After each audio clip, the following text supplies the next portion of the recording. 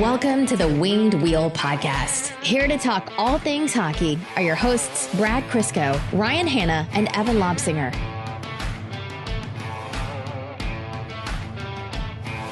No, I can't help but laugh at the state of Red Wings fandom, because we are like deep. We are thick in the rebuild. Like, we are so far in that what's funny isn't funny, and that what's not funny at all keeps us up for days laughing. Like, we're just so back asswards as a fan base from coping with this rebuild that I had so much genuine joy and excitement when watching Filip Hronek score an empty net goal.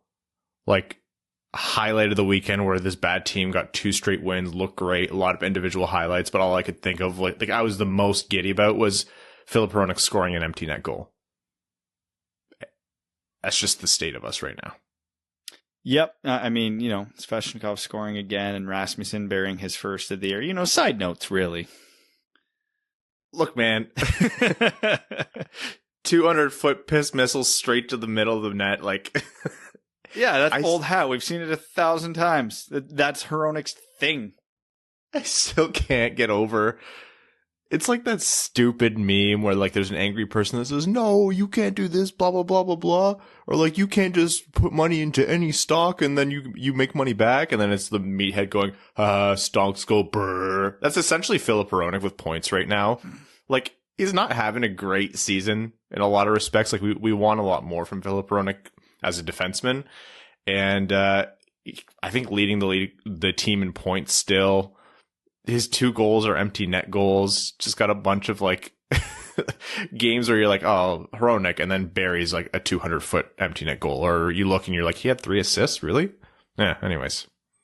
Yeah, if you give the puck to Dylan Larkin and just say go, you'll get a lot of points too. Dmitry Filipovich made a highlight reel of Hronek's full length of the ice empty net goals, and he messaged me and was like, this is the most ridiculous highlight reel I've ever put together. I was like, hell yeah, that's Red Wings hockey, baby. You know how some people have those weird talents where it's like, watch this, I can pop my wrist out and put it back in, or just weird things that don't really matter and aren't impressive, but they're like the only ones who can do it. That's Filip Hronek and full ice sends.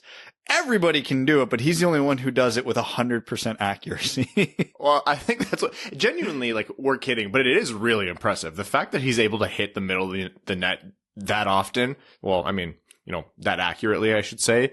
Like, when he shot it today, before I even saw the trajectory, I'm like, that's in. He took that shot, that's in. You cannot, as they always say in sports, you cannot leave Filip Hronek with a clear and open shot 200 feet away from your own net. Come on now. You had to wait till he actually shot the puck to know that was going in?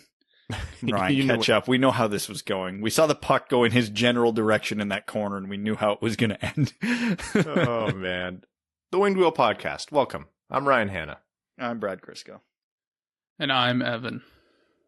On this episode of the Winged Wheel Podcast, we are going to be talking about the Red Wings 2-game series against the Columbus Blue Jackets, which was pleasantly surprising.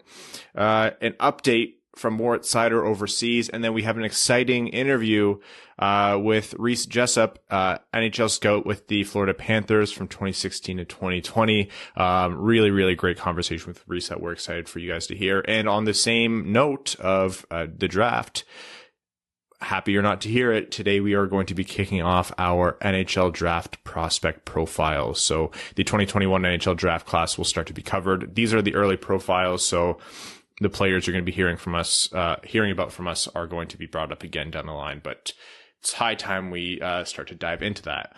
But before we start, a couple quick housekeeping items.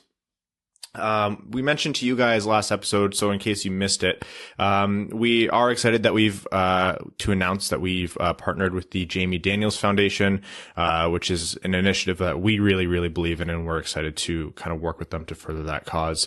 The more we talk about substance use disorder, the faster we can end the stigma and get support to those in need. The Jamie Daniels Foundation, a children's foundation initiative, was established in memory of Jamie Daniels and founded by Jamie's father and Red Wings lead announcer sponsor, as you'll know, Ken Daniels, and Jamie's mother, Lisa Daniels Goldman. The foundation strives to end the stigma of substance use disorder and provide support to those struggling with the disease or who are in recovery. To learn more and support the Jamie Daniels Foundation, visit jamiedanielsfoundation.org. Okay, up on the YouTube channel, there is another Brad Opens Hockey Cards video, which is a fun little series. These Brad actually pre-recorded from December. We just kind of got around to posting them now. And we wanted to announce a couple winners from some of the older videos. So what Brad is doing in the series is we have some hockey cards or some box sets from our friends at Upper Deck Hockey, who were kind enough to sponsor these segments. And what we are doing is showing off the cards inside. And instead of Brad keeping them, we are giving them to you. So we are giving away the contents of each box, as well as some cooler individual cards that are happening. Those are Patreon exclusive giveaways. But we have 2 boxes outstanding, so we want to announce the winners, which are Greg Purple and David Withers. So congratulations to you guys. You are, they actually both happen to be Patreon entries. So for all of these competitions that happen Twitter-wide, patrons automatically get entered into those as well. So they are receiving full Upper Deck Hockey boxes of cards. There's another one up right now. Check it out on YouTube, and that one will be given away sometime soon. All right. Eventually. It's a mystery. It adds to the excitement. And it's definitely planned as to when we do it. The Red Wings. Okay, 2 games over the weekend, and boy, was it a nice turnaround from the 3 games previous. This is the first 2-game stretch the Red Wings have had this season where we're talking about the other team's coach getting fired. The games went that well. Someone tweeted that out, I think. Like, Torts should definitely be fired after getting manhandled by Detroit 2 straight games. And it's like, it looked rough. Yeah. It's one thing to lose to the Red Wings twice, because, like, weird games happen, like that 6-4 win against Tampa Bay. Like, it looks good on a stat sheet, but Detroit was badly outplayed for the second half of that game. So it was Tampa still dominated in shots. You're like, yeah, this is fun. We're going to enjoy it. But was Detroit really the better team tonight, or did Tampa's goalie really just suck? These 2 games, Detroit was the better team in both games comfortably from beginning to end. And that I'm not fully sure has happened in a game this year, let alone back-to-back games. It was a true joy to watch. And honestly, I don't think it'll happen much more often this season. So let's just really dive in and really enjoy these games for what they were, which was actual Red Wings dominance. Yeah, Columbus is a bad team. And it's moments like these, like when you see what's happening in Buffalo, or you play Columbus and you're like, oh yeah, like it's always easy to think that Detroit's always the worst when they're bad, but really Detroit's not the worst team in the league right now. Where they finish in the standings it remains to be seen, but there's definitely teams either playing worse or who are absolutely worse. Columbus is in there. Like, they're not. They just finished off a pretty good run that got them into a tie with Chicago for the last playoff spot in the Central. So I understand Chicago's also been cold. It's not a great division, but Columbus isn't good, and I'm not disagreeing. I don't know if they're as low as you're making them out to be, but they're definitely not good. But they are in the middle of a critical playoff race. Like, these 4 points they lost to Detroit this weekend were huge for them. We can joke about memes and say, haha, Red Wings go burr, but it mattered to Columbus. If the roles were reversed here and we were a Blue Jackets podcast, we're flipping tables. We're calling for everybody's heads. Like, this was the absolute pinnacle of unacceptable for the Blue Jackets this season. So it's fun to be on the other end of that for once. Yeah, I guess a more fair statement to say is they played like a really bad team. They're playing like much less than the sum of their actual parts right now. Oh, yeah. And a lot of their top players were invisible for these 2 games, which some credit does go to the Red Wings for shutting Atkinson and Bjorkstrand and Laine down. But when you're as good as those 3, you should be able to push through the Red Wings and still make something happen. So let's talk about a couple key highlights. First of all, the Evgeni Svetnikov goal from today, I thought, was an excellent demonstration of why, even if you're not someone who's even if you're not super high on Evgeni Svetnikov, the fact that you have a guy who's able to make a basic offensive read like he did, 4 players all moving in the same direction, cut to the middle of the ice to improve your shot angle, and then use a defender to screen his own goalie and pick that corner. Is that earth-shattering? No. Can a lot of players do that? Yes. Can a lot of Red Wings players do that? God, no. How many more Darren Helm breakaway goals do we have to see? Or breakaway non-goals do we have to see, should I say? He should stay in the lineup, and he should be playing more minutes. No, I'm not advocating for 20, 25 minutes a night of Evgeni Svechnikov, but I think like 12, 14 minutes a game is definitely fair, considering if you can add that to your second or your third line, that takes the load off the first line, and it spreads the scoring, or at least the offensive opportunities, down your lineup. It was nice to see from Svechnikov. No, it's not worth, hanging a banner over, but I think it was just another testament to this very tired saga of give this guy some more ice time, or, put him in the lineup. He deserves it. He played, I think, 14 and a half minutes today, which was probably close to his season high. Yeah. Earned every minute of it. And, was it the greatest goal for the Blue Jackets goalie to let in? No, but as what Ryan said, he did everything right on that play. He was solo on that rush. He took the space that Jackets gave him. And as a left-handed shot, your number one way to pick on a goalie is high, hard blocker side. Those are hard to stop from anywhere just because of, physics and anatomy of a human being. So, yeah. And he did all those things, and he did them perfectly. His skating stride looks better. Again, he's not going to be the player that makes or breaks this franchise. But if you can improve slightly at every position on the ice, your team gets a lot better, which is kind of was the mantra of the Red Wings this past offseason. Hey, slight improvements, and then we'll keep doing that. But there is something to be said for production. He's got 5 points in 8 games. He's outscoring Darren Helm, who's played in almost every single game this year. That stuff like that does matter in a season. If Evgeni Svechnikov ran that play today against every team in the NHL, the exact same way it shook down, he scores on it maybe 4 or 5. But it goes in 4 or 5 times. That's a high shooting percentage because it's a decent play. And this team's biggest weakness is offense.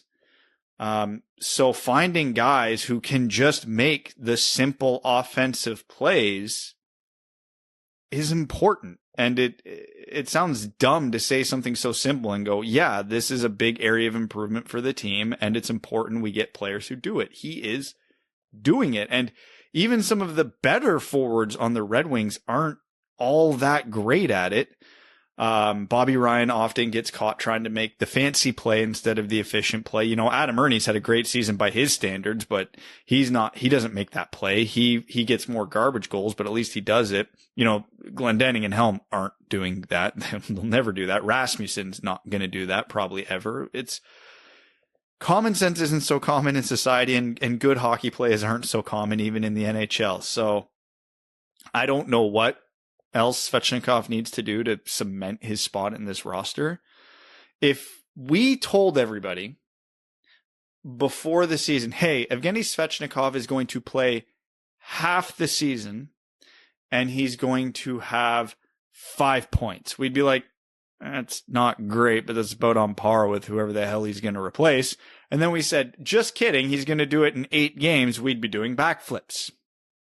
So the guy's done everything asked of him and then some. There's not exactly players banging down the door to take his spot. Let's not forget, someone tweeted this at me and I legitimately almost forgot Filppula, Nielsen, and Brome haven't played a game in like 3 months. Yeah. like I legitimately forgot that. But yeah, so it's good to see, and I'm done with excuses for him not being in the lineup. I mean, I was done with him 2 months ago, just even more so now. Another point here, Calvin Pickard, 2 games, let in 2 goals total and looked good, looked solid. We've joked about like Thomas Greiss, like, oh, what the hell? He gets goal support. And, you know, it's funny because the Red Wings did come out flying, especially in the first game of the series. I felt like they played much better. They played way better hockey in front of Pickard than they have in front of Greiss recently, but he also only got 5 goals total between the 2 games of support. So 2.5 goals a game of goal support. It's not really a lot by NHL standards. So, you know, good on Pickard. To his first win since, was it 2019 or 2018? Late 2018 with the Flyers, and his first win with the Red Wings. Nice little moment. Evan's shaking his head. That is pathetic. He's a journeyman goalie. He spent a lot of time in the AHL for the Red Wings. He didn't really get a lot of or with the Griffins, I should say. He didn't get a lot of time. 2021. Yeah. Well, he didn't. Okay. All right, Evan. I'm glad he got those wins, but yeah, not great. He's a third string goalie. He's an AHL guy who's called up because Bernie is injured.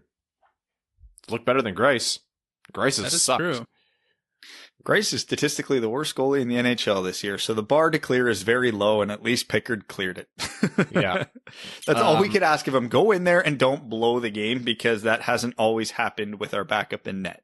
A lot of people have asked what happens when Bernier comes back. The answer to that is Pickard goes down back to the taxi squad / to the Griffins. They are not going to keep him up over Greiss. Greiss has a 3-year contract. They're going to work with 2-year contract. They're going to work with Greiss for this team isn't so good or fighting for a playoff spot where you have to fine tune what your second goalie is. That's just not what Yzerman's going to do. Although I agree with you, and I don't think anything super weird is going to happen, but it is very notable that the Red Wings played on back-to-back days this weekend, and Pickard got both. Typically in a back-to-back scenario, teams will almost always rotate goalies. They'll go with the starter the first game, back up the second game.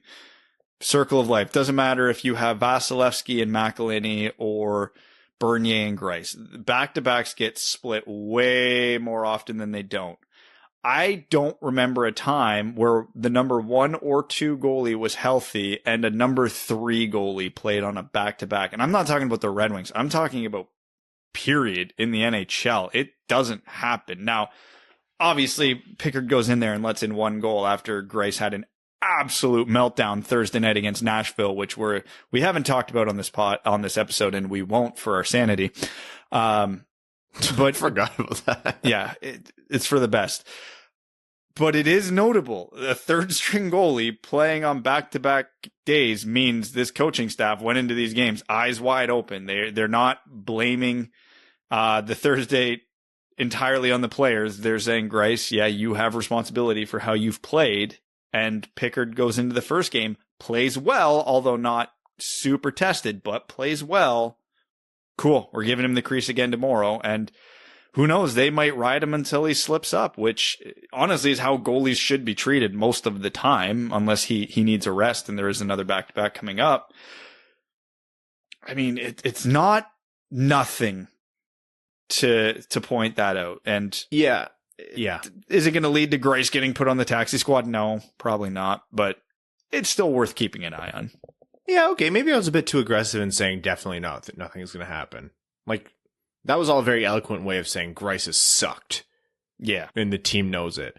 There's a lot of commentary, and we'll move on here in a second, but there's a lot of commentary a lot of the times about how players or how teams play in front of goalies. And I think people need to give a lot more credit to how a team plays based on their confidence, knowing that their goalie is going to save the puck. Gives them a lot of freedom to play their game, take some risks, put the puck in different parts of the ice, that kind of thing. That's probably a conversation for a different day. Some other quick notes about these couple of games against Columbus. The Red Wings' top 4 offensive players, so that's Larkin, Zadina, Mantha, Fabry, really, right now. At different points or throughout both games looked great. That Larkin, Fabry, Zadina line looked awesome, especially in the first game. Came out buzzing, ton of chances, a little bit better of a scoring touch or a little bit more luck with the post, and they would have scored a lot more than they did too. Yeah, they were moving the puck quickly and efficiently, which even in the Red Wings' good games this year, we hadn't seen a ton of.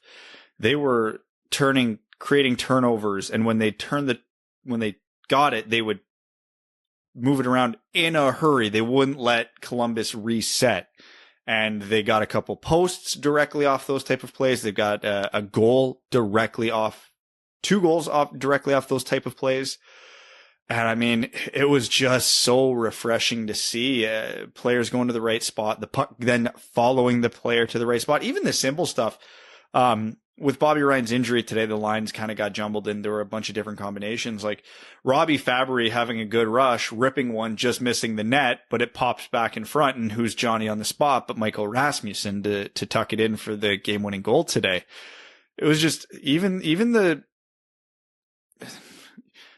quote unquote spare parts were contributing. You know, Svetnikov gets a goal, Rasmussen gets a goal in key spots of the game. And when you have the big boys carrying the rest of it, beautiful. That's how good teams should operate. And that's what the Red Wings did for 2 games. And Mantha has looked like Mantha lately.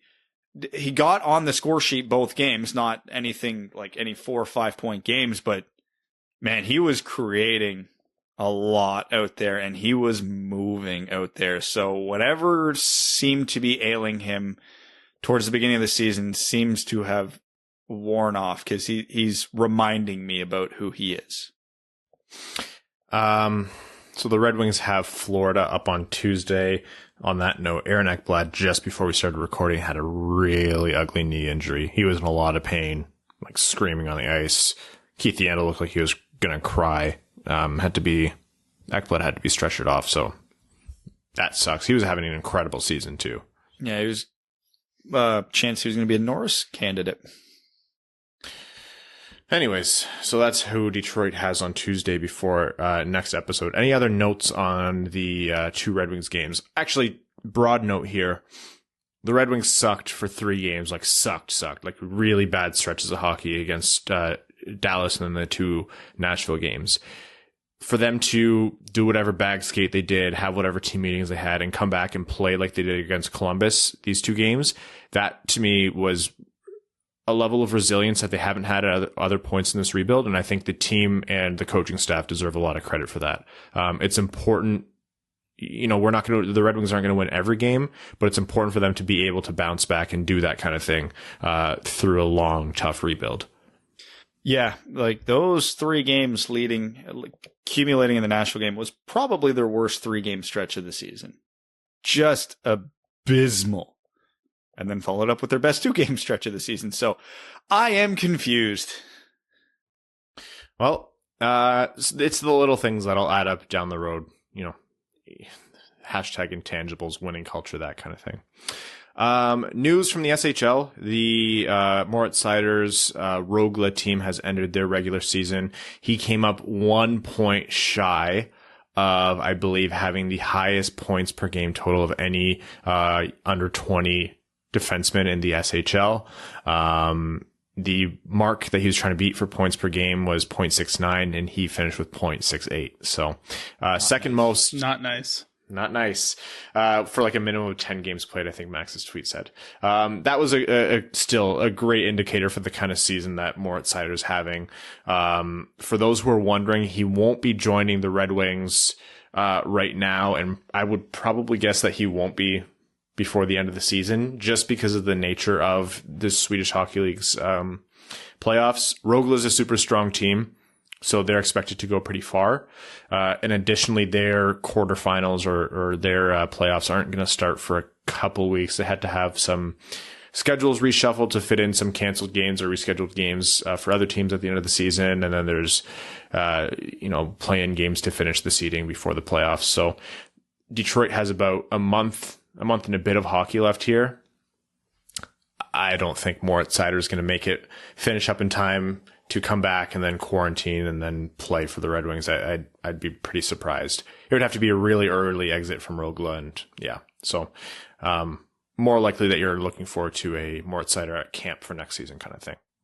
Yeah, but do you know what Swedish team sucks? Malmo. Yeah.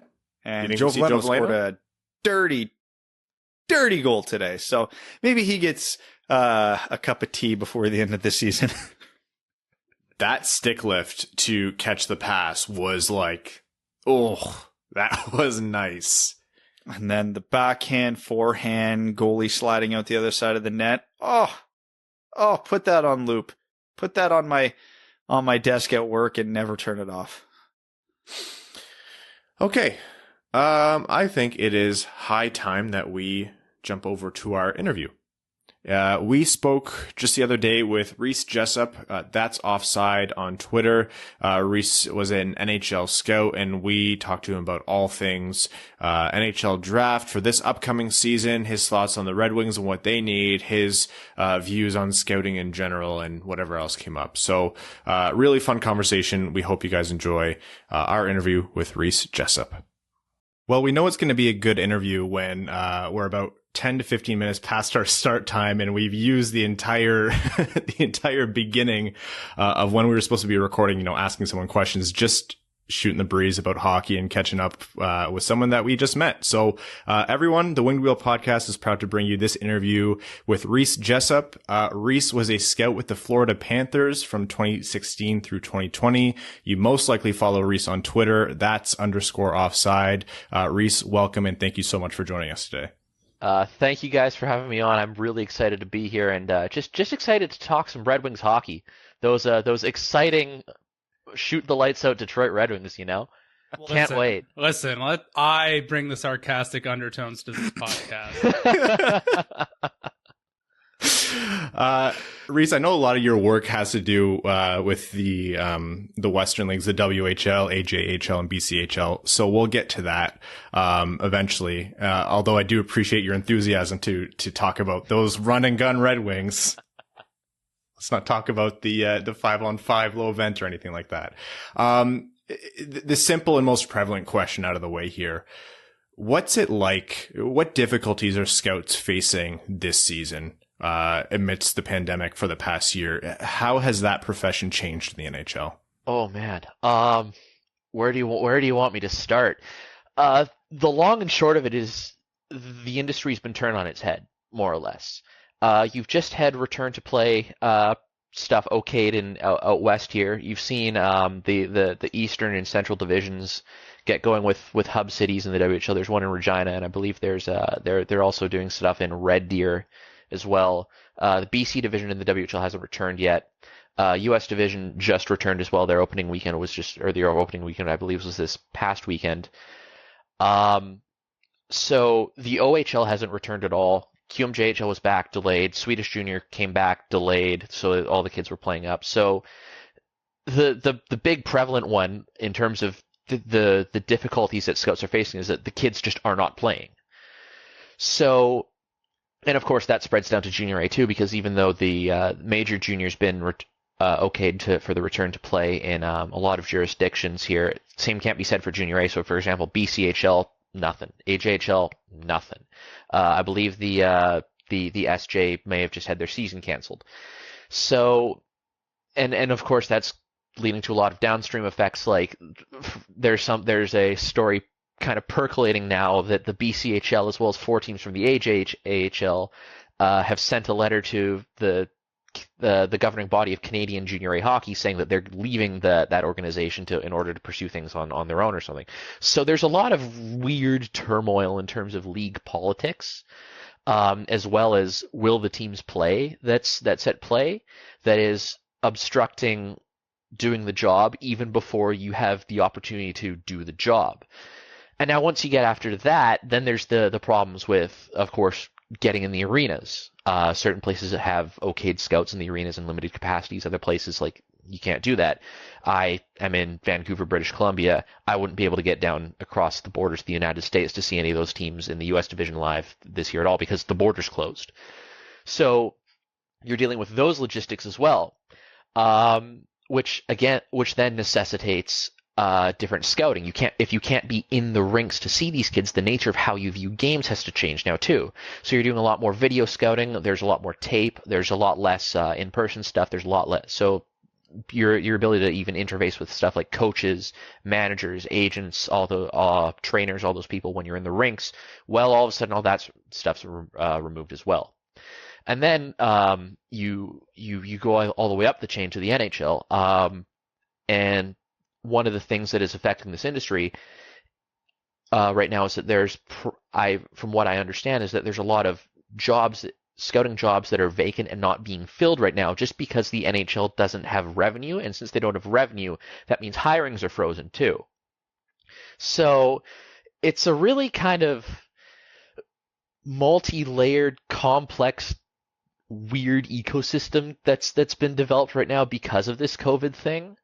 And I think some people have a better handle on it than others. I think the people that are used to working with fewer travel resources and the people that are used to doing more tape and more video analysis are adjusting to it better. But I think that's a pretty major transition that's happening right now at the highest levels in terms of just moving from how it has been done to this new normal, and how that is continued to be done going forward through the season here is going to be pretty interesting. It's a number of challenges for sure. Well, to take one specific example here, obviously with you out west, this will be a good one for you.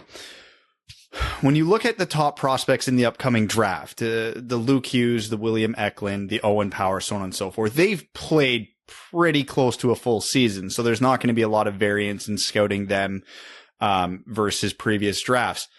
But one guy who's creeping up the draft boards is Dylan Guenther. Guenther? I always get it mixed up. But Guenther. For the Edmonton Oil Kings, who was playing in a lower level league while the WHL was on hiatus and doing well there. And since the WHL's restarted, he's lighting the world on fire. I think last I checked, he was leading the league in scoring to this point with only a handful of teams playing.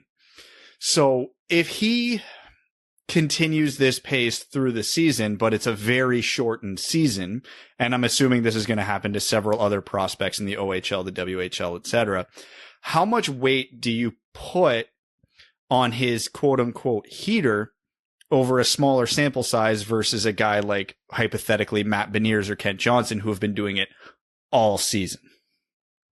That's an interesting question, because that kind of gets at some of the core things that you have to be able to cut through when you are scouting, is that you really have to be careful that not just in the shortened season, but anytime you're going to look at a guy, that what you are seeing is representative of the whole. So while Guenther is on this heater, you have to be going in and saying, okay, are pucks just going in for him? What would it look like if he didn't get this bounce? What would it look like he didn't get this bounce? How is he playing in terms of holistic offensive generation? Like, let's really break it down into the component parts and make sure that what we see in that box score at the end of the day is representative of the player. And if it's not representative of the player, how much of it is representative of the player? A guy like Guenther, he was a top pick in the WHL Bantam draft, though, so he's a pedigree kid going back a couple of years. I saw him when he AP'd with the Oil Kings at 15. I saw him last year when he was 16. So it's not just he has this shortened season. You have a couple of years of data going back on him and being able to compare him to the rest of his peers in this draft class. So it's not as much of a small little thing as it might seem. And also, with the number of games that the WHL is probably be going to play this year, it's also not so much different than the standard NCAA season, for example. So you mentioned a guy like guys like Beniers or Power or Kent Johnson in the Big Three in Michigan.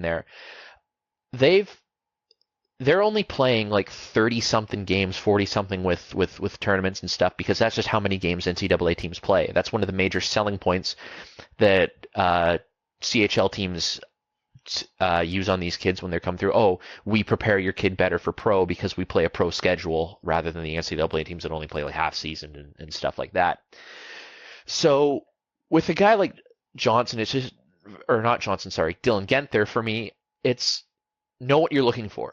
Know what you're doing. And you saw this a little bit I'll bring up the example of Seth Jarvis last year. Jarvis was a guy that was rated kind of in like the mid rounds until he had this massive heater at the end of the season. Now, for me, I always had Jarvis in my first round basically wire to wire, because if you went into Portland and you saw him playing, that was a guy that was generating numerous scoring chances every game. Like, he was the number one scoring chance generator in terms of his offensive, his shooting, his playmaking, his ability to create. His problem solving was there. Like, just one of the true dual threat offensive players in the league. And he was doing that at a high level the whole way through the season. It was only in the back half of the season when he started getting on this heater that he really started rocketing up the draft boards. But it's really a matter of, like, going in and breaking down and going, okay, this makes sense based on what I saw here. So you have to be able to divorce yourself from what's happening on the ice and the output. And if you can do that, and if you can really take a good look at really what that player is doing, it shouldn't have as much as of an effect on your final opinions of that player.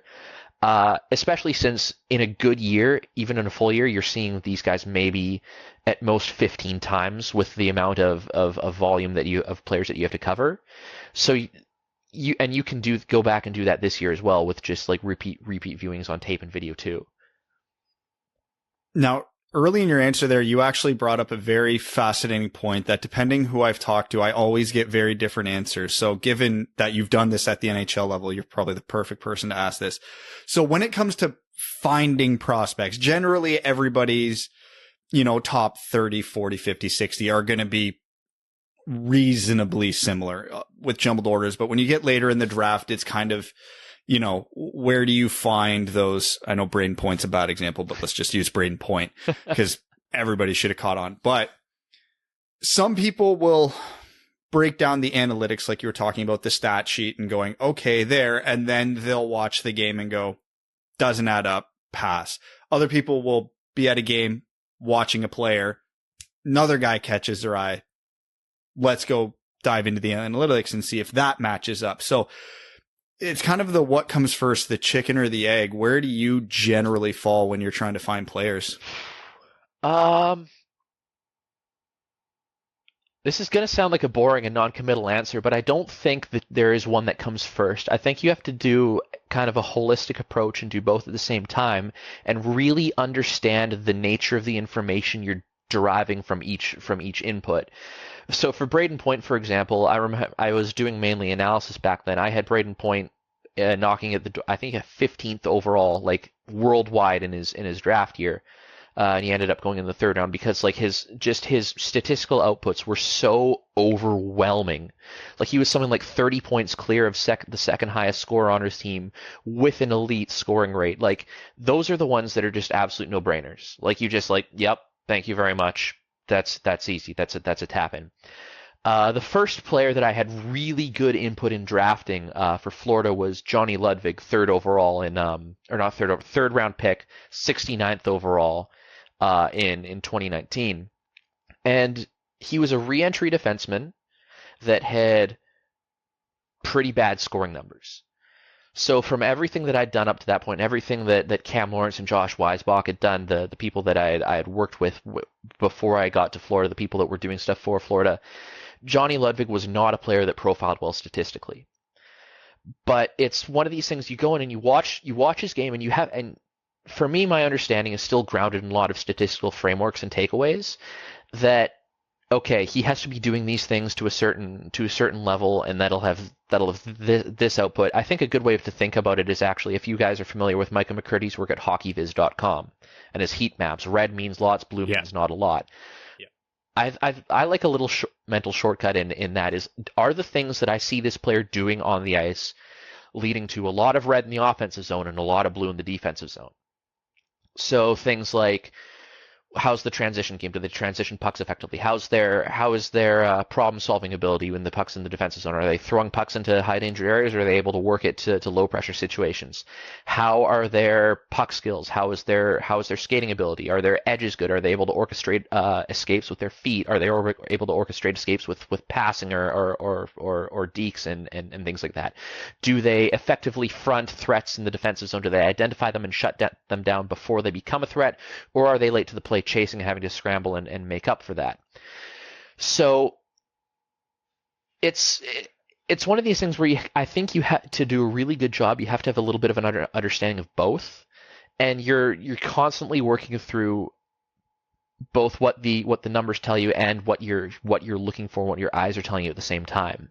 And if you're able to do that, I think you're able to have a very kind of informed viewpoint as you go in and as you watch these kids, as you spend the time in the rinks watching the game.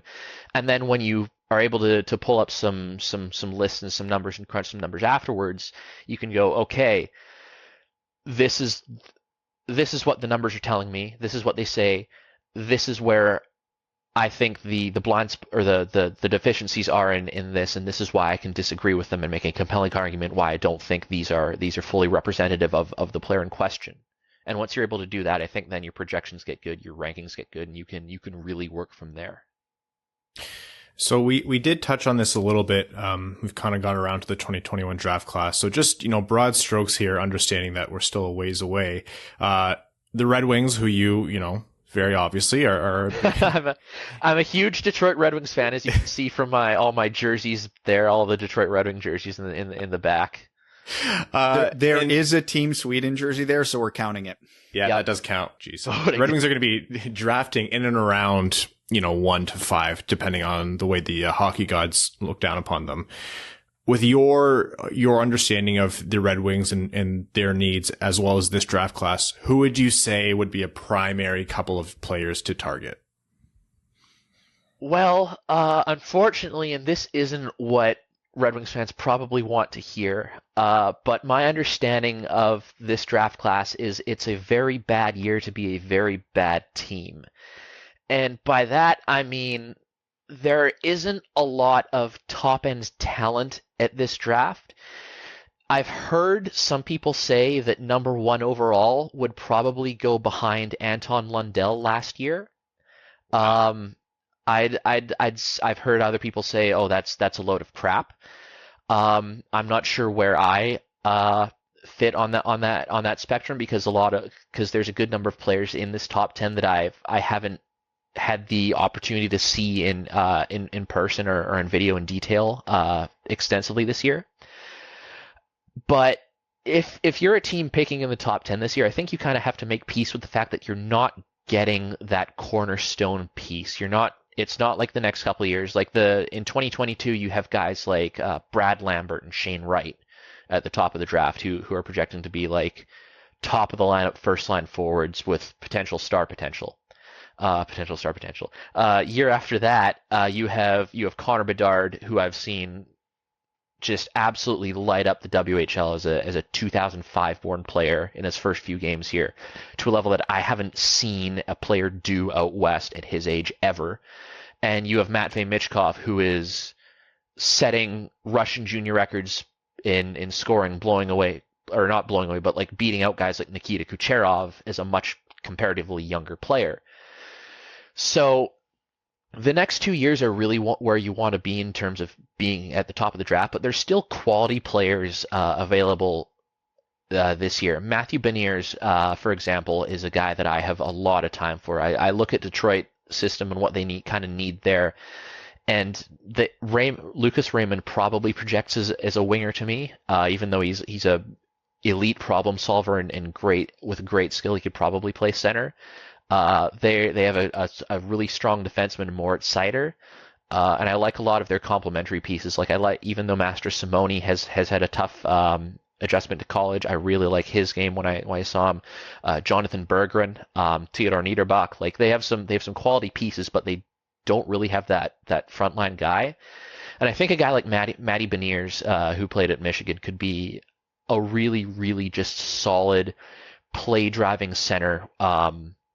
That who has that high level of detail that you need to play kind of in like that high end second line, that 1B center role, kind of like what a Dylan Larkin is now. And I think a guy like that would be attractive to the top end at the top end of the draft. And the other name I want to bring up is the Swedish goaltender Jesper Wallstedt. I don't usually like drafting goaltenders at the top of the first round, because I think you're leaving just so much value on the table. But everything I hear about Wallstedt is that he's the real deal. And if you are confident that you are getting a solid number 1 goalie based on the value that is there this draft, which isn't that enormous top end, this would be probably the year to draft a goalie that high. I'm so happy that you brought up Wallstedt. That's because the question was going to be, you know, if you're not really confident and say you're Beniers is the only guy you really believe in on the ice, do you go for Wallstedt? So appreciate you venturing out there for us. It's not something that I would advise as a normal strategy in a normal year. But like this year, it's not a normal year. It wasn't going to be a normal year, even without all the uncertainty thrown into it with the pandemic and everything. But there's certainly an opportunity there for an unconventional move at the top, paying dividends, especially with this group of players. Now, speaking of uncertainty, you know, aside from the fact that the top end of this draft isn't quite like, you know, last year's, as a general rule, if you were a GM and you are a rebuilding GM, say, I don't know, off the top of my head, Steve Yzerman, what would you rather? Interesting one to pull there. I wonder why you mentioned him. Yeah, we remain objective here. The top of the draft aside, for the rest of your picks, what would you rather have? More picks this year where you know there's a lot more chaos and you could maybe strike gold where a player should not have dropped that far because of these scouting irregularities? Or do you want to punt on this year in general and just move as much of your assets to 2022? I'm generally not a fan of going all in on a draft class unless you're talking about the top 5 to 10 guys. Because the way I see it is that it's very hard to predict how kind of once you get past mid-first round, how the rest of the draft is going to look.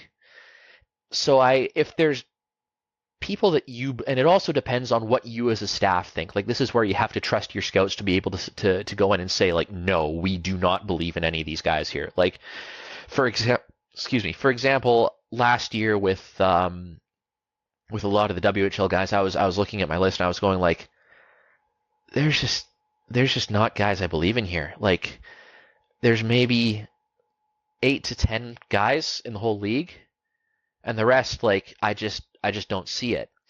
So if you can trust your scouts to say no, for example, then you trust them. You go with what they say. That if they're saying like, I don't think that we will be able to find anyone past like pick 100, for example, then what's the point in having picks if your scouts are just going no?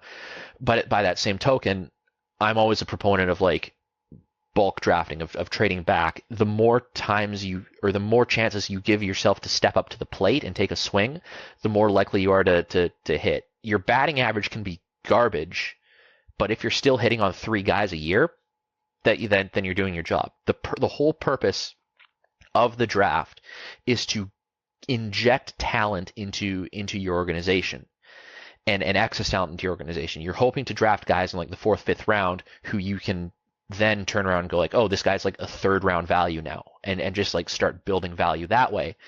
So if you have like 13 picks and you only hit on 3 or 4 of them, that's fine. That's better than having like 7 picks and hitting on like 1, because you're still getting that value down.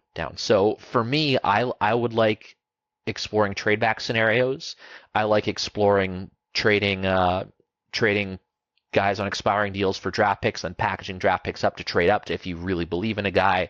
Like I'm a firm proponent of you have to be flexible and very liquid in the in the draft from year to year, and you really have to be able to trust what your scouts are telling you. So to kind of go back to answer your question, it really does depend on what your scouts think, and if you really trust them to make those calls or not. I have a question for you. It's kind of maybe a chance for you to sort of stroke your ego a little bit. Have you had like an "I told you so" moment as a scout where you were banging on the table saying we need to take this guy, and everyone was like, I don't get it, and then that guy just went and popped off in whatever league he ended up playing in for the team he was drafted by? Or is it more of like a collective think tank, like within the rooms? the way that I think that people traditionally think about these things happening is that everyone comes and does their own thing. They come with a list, and at the end, I believe in this guy. He's gonna play. I believe in him. I believe in him. Well, that's what we say on the podcast. Yeah. So. And for me, that's the wrong way to go about it.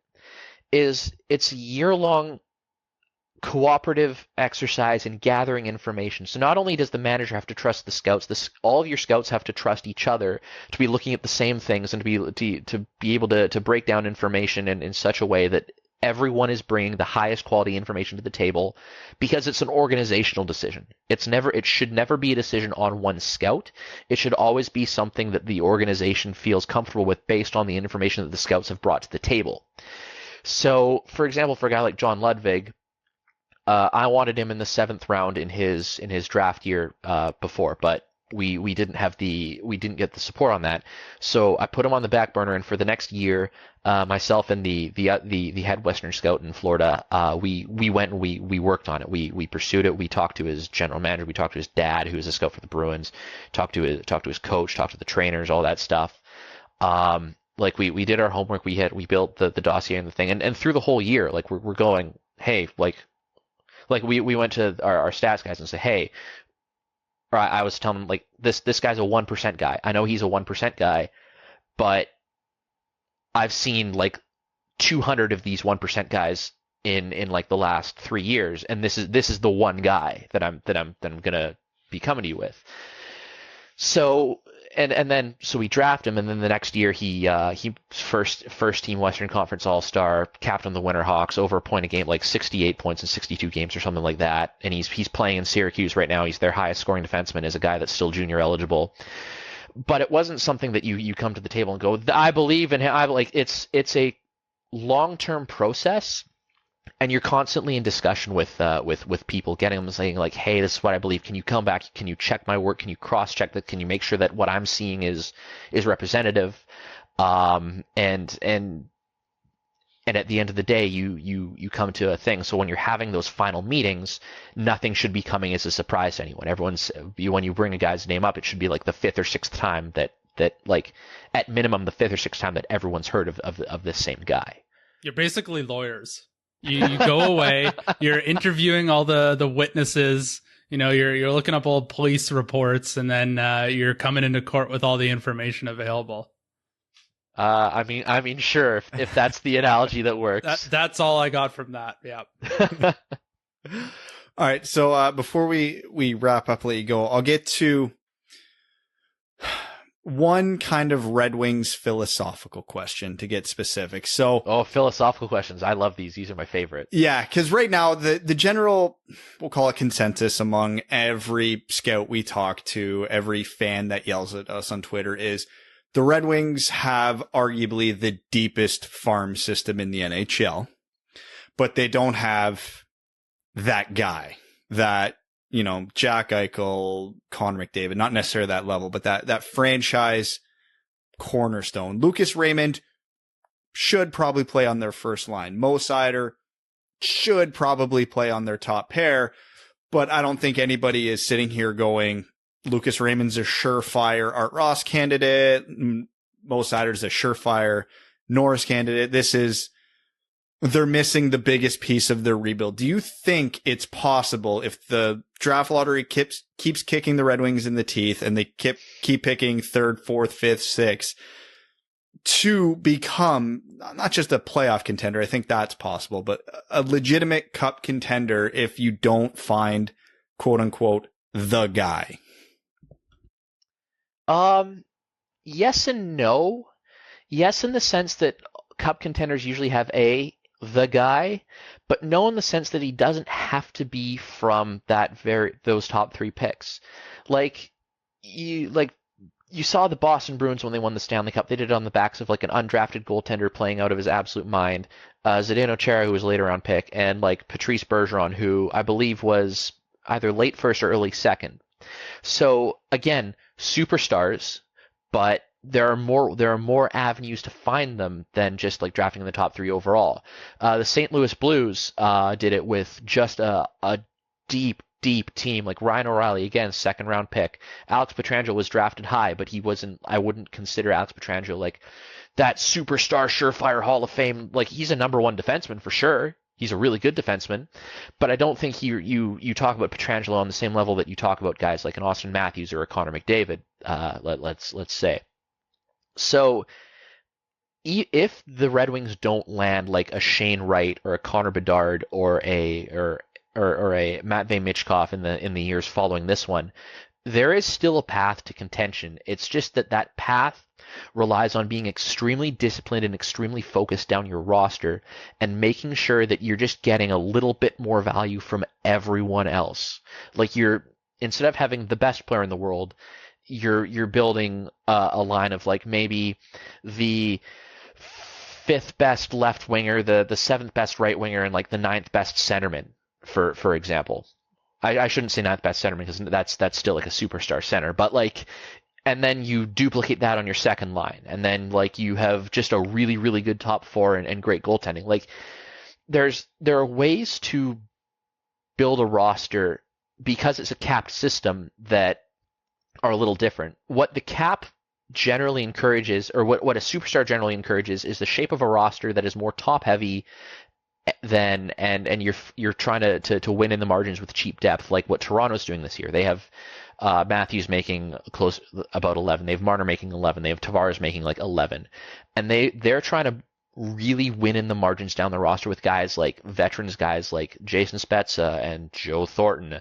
They're leveraging their KHL pipeline to try and find like guys like Ilya Mikheyev. They've tried with Barabanov and Lettinen this year. Those ones didn't work, but again, they're just churning through guys like that. The other way to go about it is if you have those top end players and they're not making $11 million, maybe they're making like $7 million, is you can allocate that money down your roster. So you can then build strength down your roster on guys and say, okay, we're hoping that if we go power on power, we'll play them to basically enough of a draw over a 7-game series that they won't be able to overpower us with those top end guys, but we're going to kill them down the roster.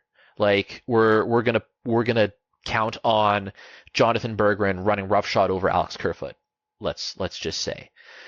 So there's always a path to contention, and there's always a path to winning. And if the Red Wings, for example, were maybe 4 more years down the road into this, and a guy like Jack Eichel becomes available at that point, and they have enough capital and liquidity still that they're like, we can jump all over that. Like, that's the opportunity right there.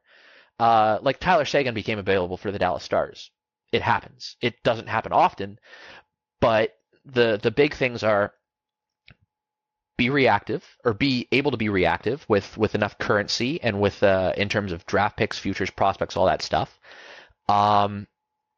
Be aggressive and be disciplined. Know what you're doing in terms of building a lineup down the roster, so you can not only have that really, really strong base to build on that you feel confident with going forward, but if the opportunity avails itself where you can land the big fish, that you can jump on that too. So, I mean, not to put words in your mouth, Rhys, but you're saying a Larkin, Beniers, Veleno center depth lineup could be a contending team. I'm happy we all landed in the same spot.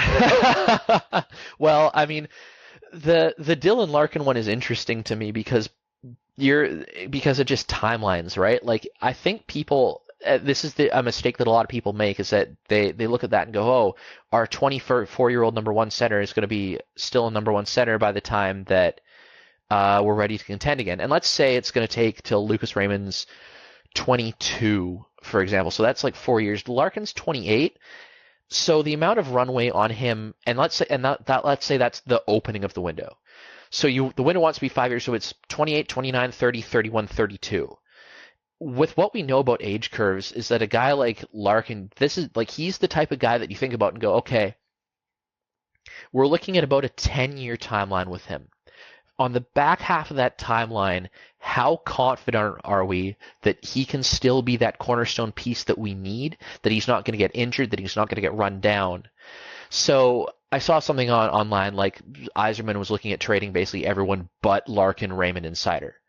And so I look at guys like Tyler Bertuzzi or Anthony Mantha, guys that are considered like younger or prime aged, is that with Detroit's timeline, guys like those that are at the peak of their value, it's probably, in my view anyways, it's probably a shrewd move to move on them now, because if you're really serious about winning a Stanley Cup, if you're really hell-bent on getting everyone you can on the same timeline and not letting value atrophy or die on the line in your organization, then those are the type of difficult discussions you have to be having as a franchise at this point. Like, is Dylan Larkin going to be good enough to be a core piece for us when we're ready to compete? Because I think he is right now, but the problem is that the Red Wings are not competing right now. They're competing 4 or 5 years from now, ideally.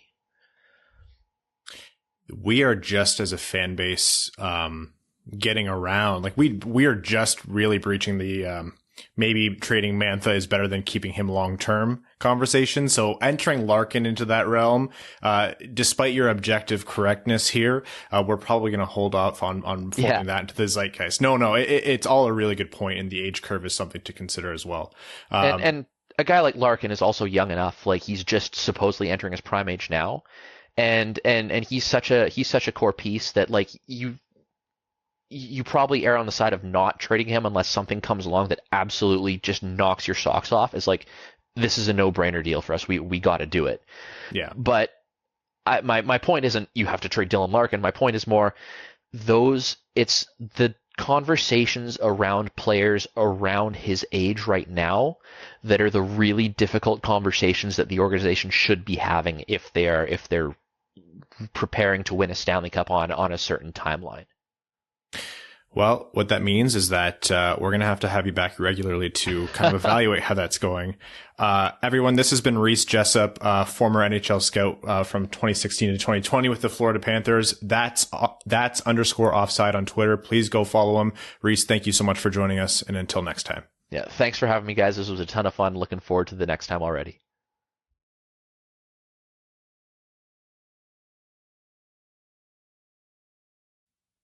And that was our interview with Rhys Jessop. We hope you guys enjoyed. And yeah, I think it's high time that we start our own draft coverage. But before that, I did want to talk about how this episode of the Winged Wheel podcast is proudly brought to you by the FanDuel Sportsbook, who we are thrilled to partner with. FanDuel is America's #1 sportsbook for a ton of reasons. It's easy to use from registration to deposits and finding great bets. Withdrawals are quick and easy. You get your money in as early or as soon as 24 hours. And now listen to this. FanDuel is letting you place your first bet risk-free up to $1,000. Just place a bet on any game and FanDuel will refund you up to $1,000 back if you don't win your first bet. No strings attached. If you win, you keep the cash. If you lose, you'll get up to $1,000 back in site credit. We wish we can bet on games like Detroit's upcoming game against Florida. That's a great opportunity to possibly have a trap game against a super strong team that just lost its star defenseman. So that might be a way to get that underdog money. What you should do is download the FanDuel Sportsbook app to get started with a risk-free bet of up to $1,000. And be sure to sign up with promo code WWP so they know the Winged Wheel podcast sent you. That's FanDuel Sportsbook, promo code WWP. You must be 21 and older and present in New Jersey, Pennsylvania, Illinois, West Virginia, Indiana, Colorado, Iowa, Tennessee, Virginia, or Michigan. First online real money wager only. Site credit is non-withdrawable and expires in 14 days. Restrictions apply. See sportsbook.fanduel.com for details. If you have a gambling problem, call 1-800-522-4700 in Colorado, 1-800-BETS-OFF in Iowa, 1-800-9-WITH-IT in Indiana, 1-800-GAMBLER in New Jersey, Pennsylvania, Illinois, and Virginia. Tennessee Redline 1-800-889-9789, www.1800gambler.net in West Virginia, or call 1-800-270-7117 in Michigan. All right. NHL Draft Prospect Profiles. It is high time we start these again. And like I mentioned at the top of the show here, we're going to start off with some maybe bigger name players or players that are more recognizable to you early on. But these are guys we're going to revisit closer to the draft as well because they are liable to go to the Red Wings wherever they draft. So these are the early draft profiles, subject to change. And of course, this season, the amount that we know about any given player is wildly different, because of, canceled seasons and difference in games played and that kind of thing. So, there's going to be a lot of wackiness this draft. So we're working with what we got, and the information is going to change a lot and often. To start off, one of the most popular prospects. Towering giant, left shooting defenseman, 6'6", roughly 215 pounds from Michigan, Owen Power. Brad, tell us about why or what Owen Power is as a player and how he would fit in on the Red Wings' already behemoth blue line. So, in a draft that's going to be filled with a ton of oddities, going to be a bit of a wild draft. Nothing's for certain, nothing's safe, everything's crazy. Owen Power is probably going to be the safest pick, quote unquote safest pick in the top 5, top 10, maybe the entire draft. He's a 6'6" defenseman who skates really well. He's good defensively, good hockey sense, can actually contribute offensively, further along offensively at this point than Moritz Seider was at this point in their thing. Now, keep in mind, Owen Power is a late birthday, hence why he's at Michigan already. So factor that in. His toolkit combined with his hockey IQ, Owen Power is going to play in the NHL. The question with Owen Power going into the draft isn't, is he good? It's how good is he? Because depending who you talk to, Owen Power could be anything from a second pairing defenseman to a number 1 Norris candidate. I tend to fall in the middle. I don't think he's some super elite second coming of Victor Hedman, but I do think, for a Red Wings comparison, where he is at this point in his career relative to where he can still improve, he is a superior prospect to Moritz Seider. So he shoots left. That is a position of need for the Red Wings. He can play penalty kill. He can play power play. He is your jackknife on defense. Any situation. Like, these are all stupid hockey cliches, but they really do apply to Owen Power. You know, he's a 200-foot player. Any situation, any time of the game. That is incredibly valuable on any NHL team. So if the Red Wings pick Owen Power 1st, 3rd, 5th, 10th, I'm not unhappy. Do I think he has the highest ceiling of everybody in this draft? No, I don't. Do I think he has the highest floor of anybody in this draft? Yes, absolutely. So in a draft full of uncertainty, where he goes is probably going to be largely based on organizational need and how confident a team is in its scouting, because you're not passing on Owen Power unless you are certain about the guy you're picking. If you think Matty Beniers is going to be a true number 1 center in the NHL, if you think Kent Johnson's skills is going to translate into a true elite number 1 winger, if you think Jesper Wallsat is a surefire Vezina candidate, okay, you can take them over Owen Power. And I absolutely will hear arguments for just about anybody in my top 6. But you are getting what you are getting with Owen Power. It's just to what degree. Owen Power for me is, I think, a really good exercise, and it's the first player we're looking at here, so it's funny that I'm doing this already, but not focusing too much on the negatives. This guy is 6'6", he's huge, and he can skate extremely well. He moves the puck so well.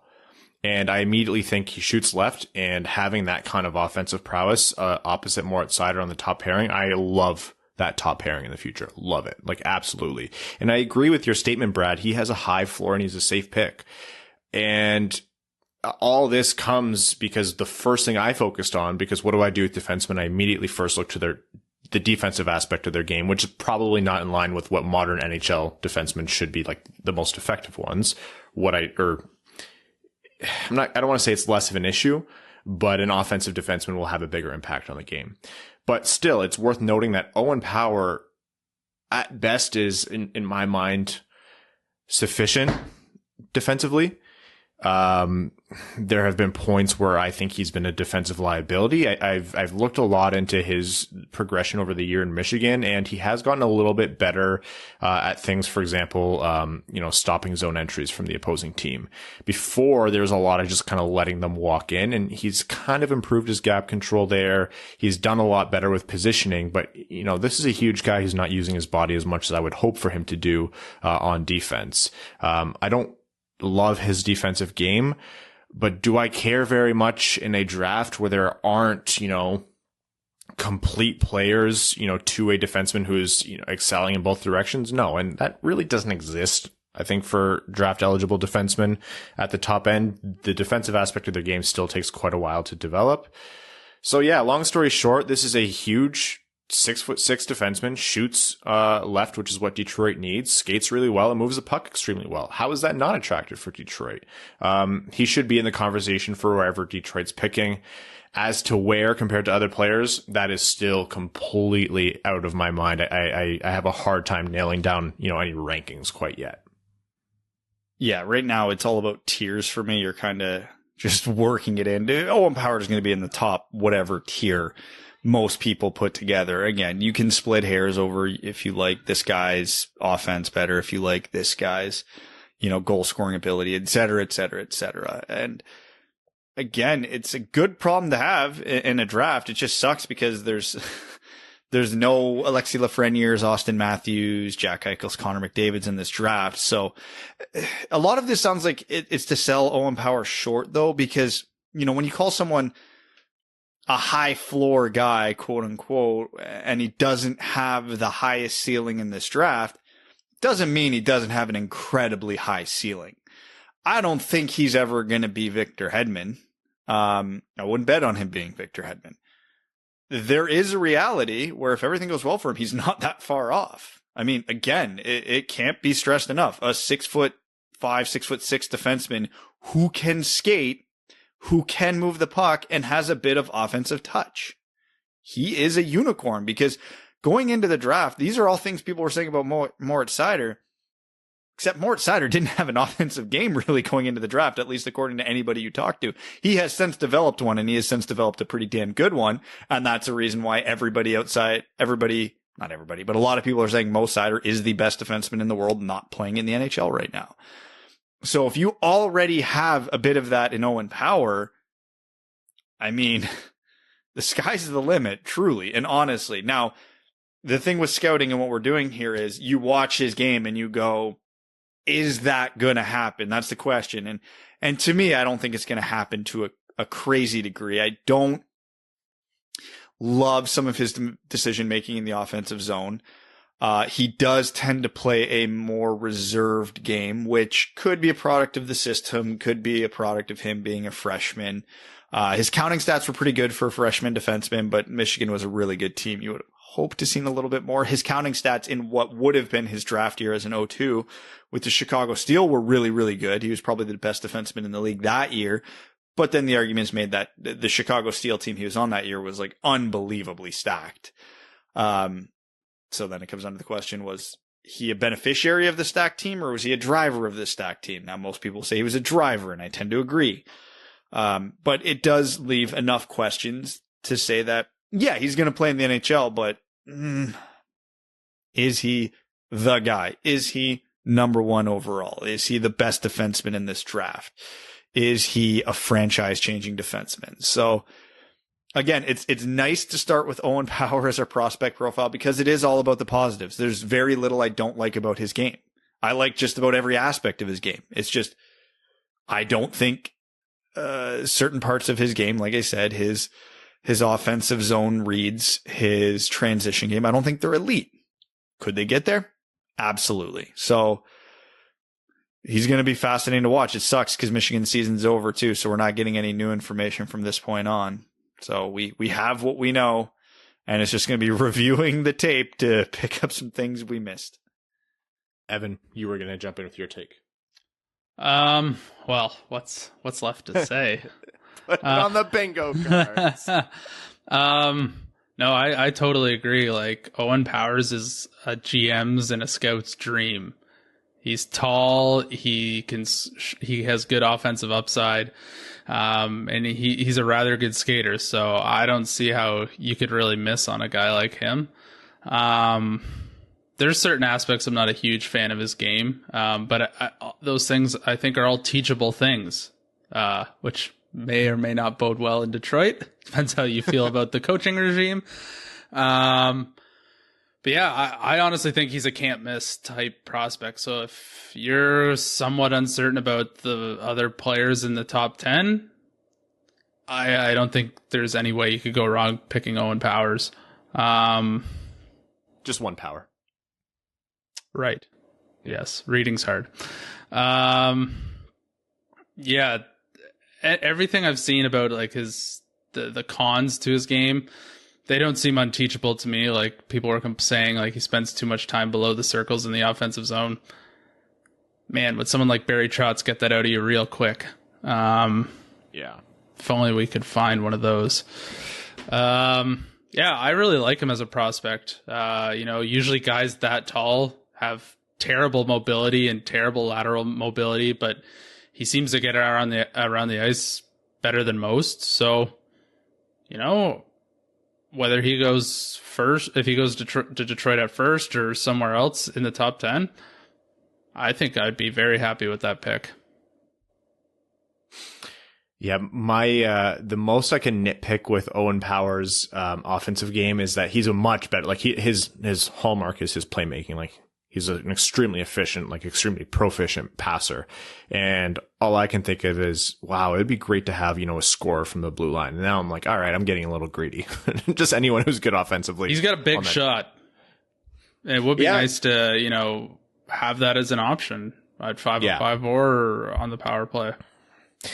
Also, general rule of thumb, rookie defensemen or young defensemen need a lot more patience, and we're going to have to really bring that to mind when Moritz Seider comes to the show, for example. All right, that was our quick profile on Owen Power. We will be circling back on him, but nice to kick this off.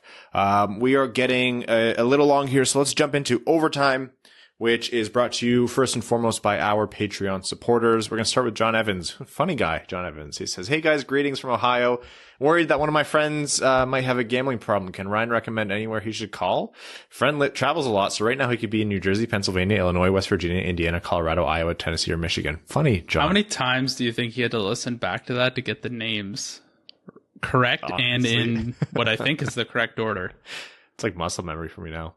Callan S. says, "Is it a hot take that Stahl is better than De Kaiser? I know he can't pass, but he can deke eye there." Have you seen Danny De Kaiser on anyone's trade board? It's true. Hey, wait, De Kaiser played today. Important note. He's now the Red Wings veteran defenseman that meets the requirements for the expansion draft. Oh, yeah, that's right. We're not going to have to lose Troy Stetcher because of the requirements around exposing a veteran defenseman who's played at X amount of games. De Kaiser meets that, so now that frees up one problem, and if he never plays another game this season, I'm okay with it. Linda Hull says, "What do you make of the secret, or how secretive the Wings have been about Bertuzzi's injury, and how do you think his contract will play out as a result?" They've definitely been more cagey, like more than just typical hockey coach cagey. The only information that we have based on what they told us, like this is all, from what's available.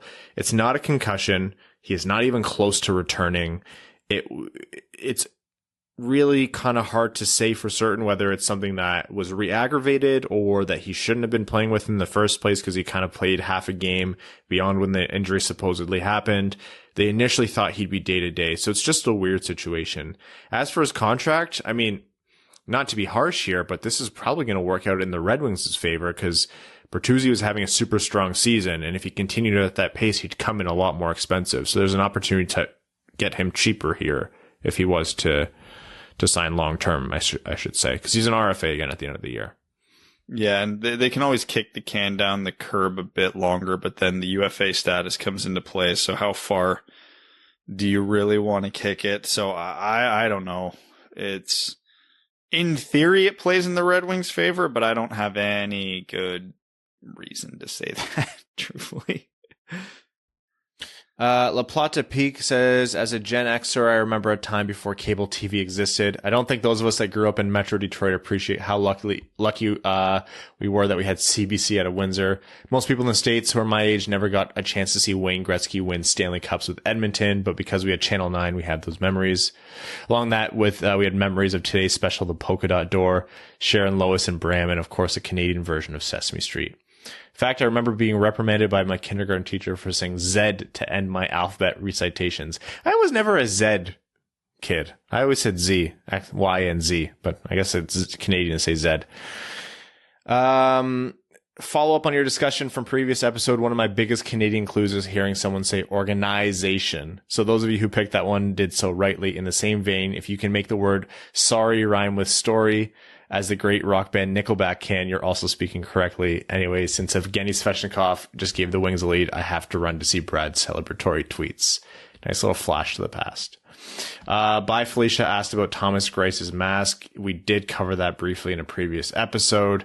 Nothing has really kind of come of that. Just weird situation overall. Ghost of Podcast Pass says, Elliot Friedman says that the great hockey players of the past would be great no matter what era they played in. I think for the most part that is bogus. Each of you give one player from the 80s or before that would have been great and one player that would have been terrible.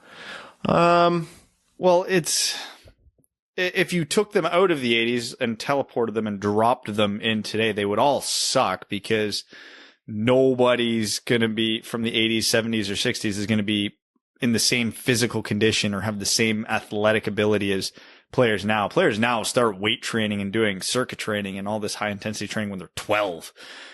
These guys started that at training camp. And so, as great as they were, as great as Bobby Orr was, and his style of play would absolutely translate to the NHL now. In his condition, he would be good, but he wouldn't be effective. But if you take these guys and as they are and have them grow up in this world, they would all be good because when you're that naturally gifted and that dedicated, it happens. That being said, that's a boring political answer if you want to talk about as they were with what their skill sets were and who would be really, really good. Like Gretzky would be good no matter what because he did it all with his brain. Mario Lemieux would come into the NHL now and dominate as well because that big, that skilled, that smart. He was unstoppable then. He'd be unstoppable now. And the way the game's played now, he would absolutely be A-okay. The guys that I think would struggle would be the guys who kind of gooned their way into a lot of offense. And not to say they were bad players. They were great players for their era. But like, if you take hypothetically a guy like Cam Neely and put him in the NHL now, is he going to be the same dominant player he was in the early 90s? No, probably not. He'd still be good. I'm not saying he wouldn't be a Hall of Famer. Like he wouldn't be a top player. Maybe not a Hall of Famer though. So there's better examples than that. I'm just struggling to pick them off the top of my head. So I'm just kind of generalizing. Scott Stevens would have been suspended for his whole career. Oh, yeah. He could not play in the NHL now. He was a good defenseman. He won a Norris, but yeah, he would be in the press box so often it wouldn't matter all that much. AJ Voss says, I'm a college senior and I've started the job search process. The Wings have given me the motivation to apply for jobs I'm underqualified for because if an actual coach thinks Sam Gauthier belongs on the power play, that means that there's a hiring manager that would give a recent grad a job. Okay. You know what? Sam Gauthier, I think, has had a good season, relatively speaking, and there are worse options than Sam Gauthier if you're to pick, a spare part, so to speak, or a depth player to put on the power play. Because the Red Wings are never too far from removed from a Darren Helm on the power play situation. I don't know. I understand the frustration, but it's hardly what I'm most concerned about on any given game. Lars, the prophet of the towering behemoth, says hello again from Skarplinge in the municipality of Tierp in Uppsala län in Sweden. Thank you, Lars, for that. Bless you. Says Nolan Patrick has had his struggles with an injury in his draft year and has had migraine issues holding him out for almost a year and a half. He's 22 and a center. If the Flyers came at us with a deal from Mantha, including Patrick and a Flyers second rounder, would you take it? Absolutely not. Would you do it? Nolan Patrick underperformed in his rookie year, had the injury, and is underperforming again this year. It's tough to quantify. Is it because he's young? Is it because of the injuries? Or is it because he's just not that good? Because we don't know that answer, I'm not taking the risk on it. What would you do if they bumped it to Patrick in a first? It's closer. Like, for reference where I'm at on Nolan Patrick, and I'll just kind of call back to last episode, I'd rather Jake Bean. Philly is awful right now, so that could be a teen pick. Yeah, and that is relevant. That would be more important than the Nolan Patrick part of that trade. Also, have you tried Coke Zero Orange Vanilla? No, but that's yes, amazing. It is delicious. Also, Diet Coke toasted vanilla. Very good. No Toasted pre-ads. vanilla. Yes, sir. I've got a case in my basement right now. Helsinki's American football team is called the 69ers. I think I need a jersey. Yes. Lars tweeted me that and messaged me that. I said, yes, I already know. I have season tickets. Taylor Tagel says, found out I was being let go from my job 4 weeks ago, only a few days after my grandpa passed. It's been a month to say the least. Taylor, we're so sorry. That's terrible. Sorry for your loss. Hopefully things turn around for you soon. Taylor goes on to say, Larkin, Fabry, Zadina, says, looks like a great first line. Fabry is invisible half the time because the other two draw so much attention. Mantha, Hronek are looking more like themselves too. Question, who are the best call-ups from Grand Rapids or additions from Europe post-deadline, if and when we see some bodies move out? Haven't been able to follow the Griffins very much. So let's assume the 12 forwards that played today are set. And then we'll say 2 of them get traded and 1 defenseman gets traded. Cholowski for defense, because, let's get him a regular shift now. And for forwards, it's a boring answer, but Giovanni Smith and Taro Hirose. Yeah, hopefully, again, Taylor, things turn around for you, and we're sorry again to hear about your loss. Cody Stark says, Rocco Grimaldi and I had U.S. history together at UND in 2012. I didn't know who he was at first, started bullshitting with him, swearing as I usually do. He didn't seem to mind. Found out after roll call who he was. Super religious guy, like Tim Tebow religious. Always thought it was cool he didn't judge my vulgar language. Cool guy, just not when he's scoring like that on our wings. Yeah, he terrorized the Red Wings. Let's not talk about it. Yeah. Peter Kioth, I hope I'm saying that right, Peter, says, hi guys, with the NCAA tournament ongoing, might be a fun thought experiment to ask this. If you had to replace Blash with the coach from the college ranks, who would it be? Oh, I am not familiar enough with college coaching. I cannot answer this question in good faith. Neither am I, but I consistently see praise for Scott Sandelin, so I'll go with that. Sam Bankson says, Bropel Stiltskins says, who are you rooting for now that Michigan has been COVIDed from the NCAA tournament? It's so depressing. I always had a soft spot for Minnesota Duluth. I would have said Quinnipiac, but they're out, so Petrozelli watch is on. I generally just follow Michigan and Red Wings prospects, and off the top of my head, I don't know if there's all Red Wings prospects left. Is BU in it? Is Master Simone still playing? No. Yeah? No. No? Yeah. No. I don't know. If they are, we'll go with them. If not, who's got the best jerseys? We'll go with that. Oh, we'd have to look that up. Kyle Hashman says, good 2 games. Hronek scoring from the only place he knows how, our own red line. Kid scoring, and Pickard has back-to-back wins. Is Greiss now the 3rd string goalie? Yeah, maybe I didn't give this enough attention before. Maybe they are. I don't know. I don't think too what's it called? I don't think it's going to happen. I'm just saying it's worth noting. I still think Greiss is the number 2 guy because he's the only Red Wings goalie still under contract for next season. So can't ignore that little tidbit. But if this continues for a few weeks, then yeah, this could be something. BU lost in the first round to St. Cloud State. Forgot about okay, that. St. Cloud State's jerseys suck. They're just Montreal-Chicago hybrid knockoff garbage. And then St. Cloud State beat Boston College, so they're just beating up on Boston sports. I am a fan of that, though. Boston sports generally suck. North Dakota's out. They had some pretty sweet jerseys. Minnesota's got good jerseys, but I can't bring myself to cheer for Minnesota.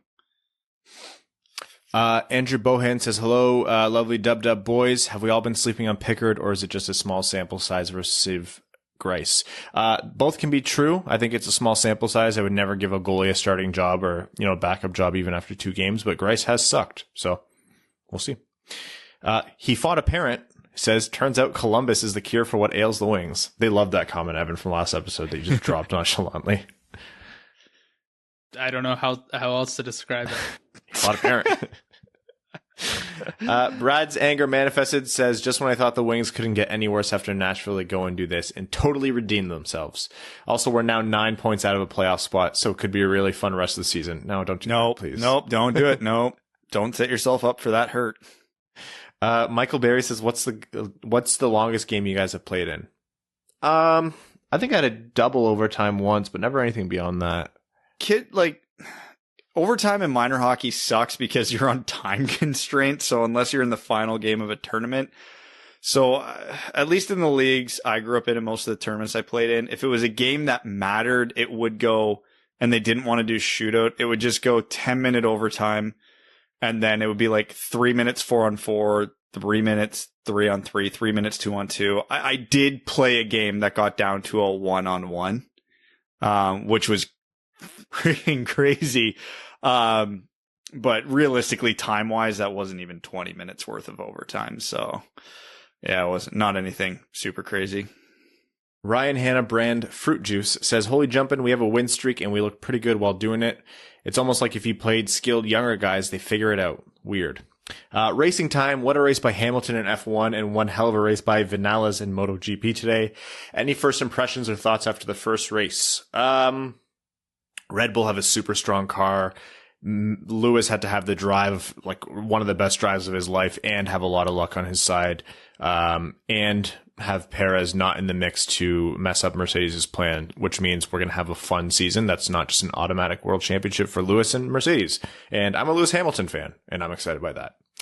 Third man in says, hey boys, Evan is right about Trappist ales. 10 days spent visiting small breweries in Brussels and Bruges were some of the happiest and drunkest of my life. Go to your local specialty beer store, find an Orville, and enjoy. Okay, good to know. Evan's bingo card says, don't know if you guys saw Prashant's post about Hronek's point breakdowns. It's interesting to see how many points he's had from secondary assists. Think that will complicate his next contract, and any guesses on what it will be? I actually caught that just a minute ago. Pre-read your comment here. And I think it speaks to what we've been saying about Hronek. Like, yeah, he's been having a productive season, but it's by no means has he been lighting the world on fire. And it's not to discredit the points completely, but yeah, these are not all primary assists. He's not scoring on the power play. And this will probably affect his next contract if he doesn't find his game, start improving again. This is not a first line or a top pairing defenseman caliber play right now in my mind. No, we have a defenseman leading the team in scoring. If we were as excited about that as if it were a true reflection of his play, we wouldn't ever shut up about it. But unfortunately, the circumstances around it all, with the rest of the team being really bad and a little bit of that being luck. Yeah, we're not kicking down the door and saying this guy's a top echelon defenseman, and it's good. It's not nothing. But yeah, his power play has been borderline, like just flat out bad this year. So his offensive counting stats still leave me wanting in terms of how it's happening. And I'm Devin says, does pineapple belong on pizza? Yes, it does. I don't care. Not on my pizza. Look at that. There we go. We went around the world. Stay Fresh Cheesebag says, hey, I know, let's acquire a bunch of first-round picks by trading away all our crap. But seriously, there needs to be talk about moving Grice. There's a reason why the German team won't have anything to do with him. You're Stevie Y watching Ekblad twist his knees into a pretzel. You pick up the phone and call Bill Zito. Who are you offering and for what? Aussie for Hall of Fame, Stay Fresh Cheesebags. Well, I'm offering Mark Stahl for Spencer Knight, and when they laugh and I call back, hang up and I call back, I'm probably offering Mark Stahl still, but for, a mid-round pick. Florida would have been a great team to try to get some trade inefficiency, so to speak, of if they weren't having a great year. But this seems to be the first year that they're actually playing to their talent level, so I don't think they'll be so easy to pick off from. Some Reddit questions. Waffles says, what's the first food you order at the LCA once you're able to go back? They have a great taco place, and they also do a mean zesty poutine that I'm a fan of. I always get the 4-square deep dish pizza. It is so greasy and so good. I love it. Oh man, I haven't had anything from the LCA twice because I've been trying to make my way around. So my actual answer is something I haven't had yet. I'm probably going to cry when we go back. Honestly. Time for one more. Actually, no, two more because this one's funny. Red Wings 1023 says, I just want to say I appreciate the emphasis Brad puts on the word fine. Brad, fine. You It's not say that something bad a and then habit. It's fine. Fine. You wind it up. Fine. Yeah, it's emphasizing the fact that it's fine. That's a symptom of doing a podcast twice a week is people start to pick up in your cadence and your mannerisms. And they're like, you do this. And I'm like, I can't help it. No, the way I say that is a symptom of running a podcast and people overreacting with everything I say. So I have to emphasize the mundane things I say so that when I say it's fine, it's don't make a big deal about my analysis on this one. Last comment here from Winger Dinger 19 says 31 Thoughts commented that the Wings were the main proponents for the lottery change, which isn't surprising. Oh shit. Both Merrick and Frege agreed that Yzerman probably thinks the rebuild is going to take even longer than he expected. Do you think Yzerman has pushed back his personal timeline since taking the job? As always, thank you for the awesome content and let's go Red Wings. Yes, absolutely. Have you seen this team? Okay, I know it was bad, but I didn't know it was this bad. I know Brad and Evan both said yes, but I actually think it's worth noting here that definitely yes, of course, yeah. It's you can draw a lot of lines here to the way Toronto did it. Look at how long Toronto sucked and look at how many good players they drafted and still sucked. You don't have to go some people might remember it wasn't always sunshine and daisies with Toronto. I mean, it's not now, but they had Kadri and they drafted Nylander and they drafted Marner and they still weren't doing well and people were screaming and saying, what are we doing wrong? And the reality is it takes a lot of luck and it takes a lot of time. So unless the Red Wings pick up a Matthews type, Shane Wright, Lambert, what's the guy tearing up there's Savoy? Who else? Bedard? Connor Bedard, but he's not till 2023. Yeah, there's a lot of variables, and Yzerman has to be conservative in his estimate. You cannot bank on Seider coming in and immediately being a top defenseman. You cannot bank on Raymond coming in and immediately being a top three forward on the team or a top line winger. And even if they do, the Red Wings will still have other holes. So yeah.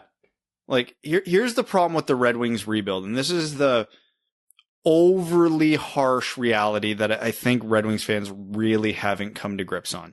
On the current roster, do they have a true first-line player on a contender? You could argue yes, but the fact that you can argue no says everything you need to there. Do they have a true top-pairing defenseman on defense right now on the roster? Absolutely not. Okay. Do they have a true top line forward in the prospect pool? I would argue one. Do they have a true top pairing defenseman on defense? I would argue one, which means out of the five most important, and do they have a starting goalie for the future? No. So out of the six most important pieces you need to be good, the Red Wings have two of them. And that's even a maybe. I'm betting Raymond and Seider are those guys, but there's still the chance they won't be. So, yeah, obviously Yzerman probably sees this too. And he's like, okay, well, maybe if Larkin is the guy, we have half of the pieces. That's still three really goddamn big pieces you need to solve just to get the rebuild properly started. So, of course, no shit.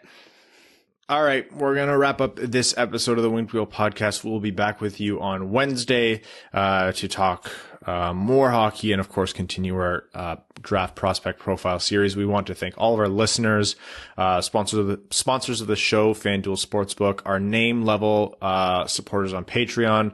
That's Arjun Shankar, Yves Bartels on behalf of the Sarah Grand Foundation, Terry Driver of Evans Folkwagon, Taylor Tadgel, Arjun Shankar, Brandon M, By Felicia, Citizen High Five, Craig Kibble, Greach, Hana Lee, Hassam Al-Qassem, Jacob Turner, Jake Kiefer, Jeremiah Dobo, Kalen Wood, Cody Stark, Kyle Hashman, Luke Johnson, Matt McKay, Matthew M. Rice, Oral Roberts for Fan Club, R.A., Ryan Hubbard, Scott Martin, Zach Spring, Andrew Bohan, Sam Bankson, another former junior goalie turned golfer, Antonio Gracias, Connor Leightonen, Evans Bingo Card, Heronix Piss Missile, Jeremy Brocker, John Evans, Joseph Minema, Josh Yelton, Kevin McCracken, Quaz, Matt Keeler, Stan Olson, Stay Fresh Cheese Bags, Trevor Pevavar.